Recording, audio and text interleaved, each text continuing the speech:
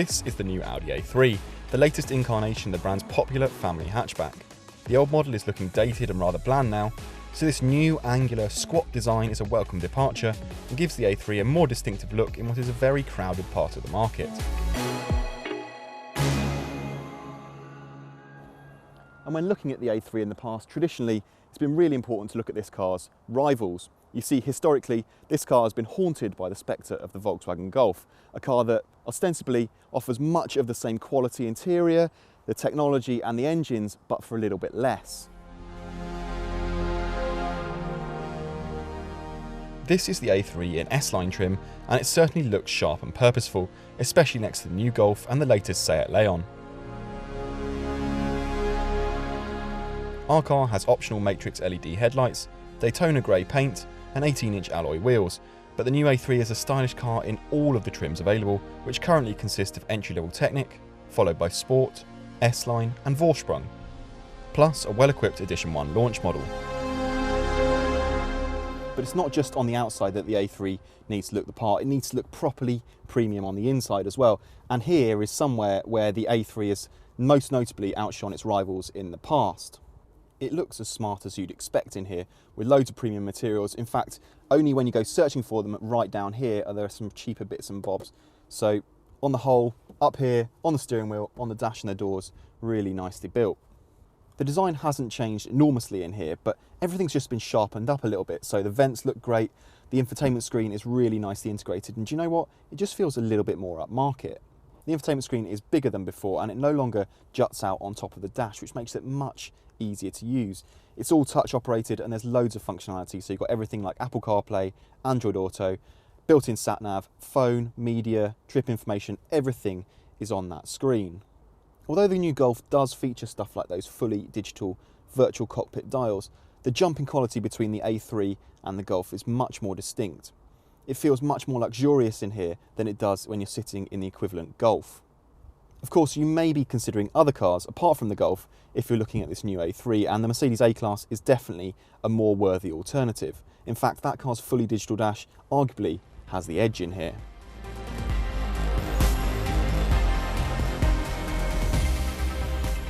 This S-Line model gets leather sports seats and a firmer suspension setup, but all A3s come with 10.25-inch digital dials, a 10.1-inch touchscreen infotainment system, cruise control and rear parking sensors. The entry-level Technic model is the only one to make do with manual air conditioning rather than climate control, and you only get a 40/60 folding rear bench rather than the 40/20/40 bench in the Sport model and up.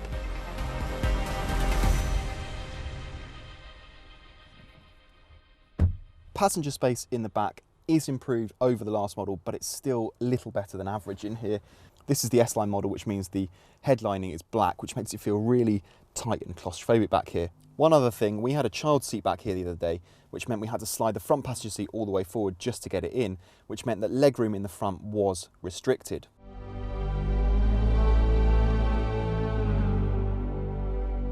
The boot hasn't changed in size, so you've got 380 litres of space. That's the same as the Golf and the BMW 1 Series and slightly bigger than the A-Class. It's a good shape and the floor moves to aid versatility.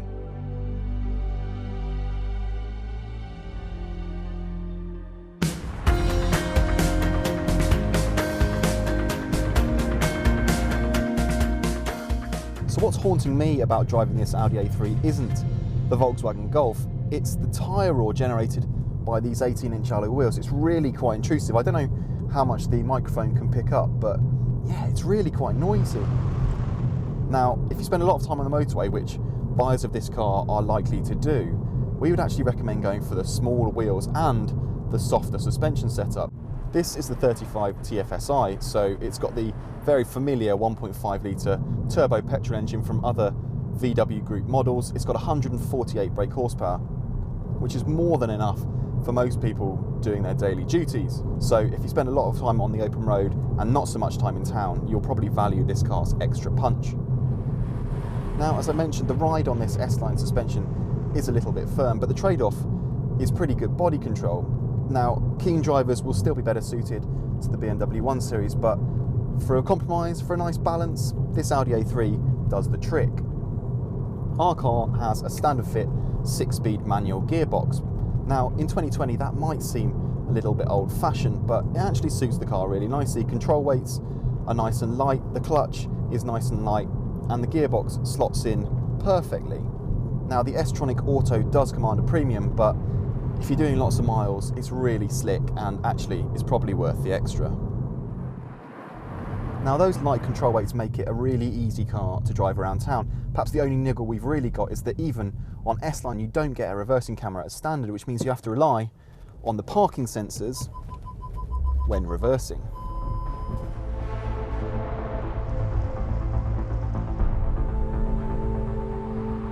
This 1.5 litre petrol engine returns a very respectable 48.7 miles per gallon, an achievable figure in our experience and one that makes the equivalent 35 TDI diesel's economy of 62.8 miles per gallon look less of a draw, given it costs more to buy even if you do plenty of motorway journeys. The most economical of the 4 engine options is the lower power 114 brake horsepower 2 litre diesel, which returns up to 67.3 mpg and CO2 emissions of 111 grams per kilometre.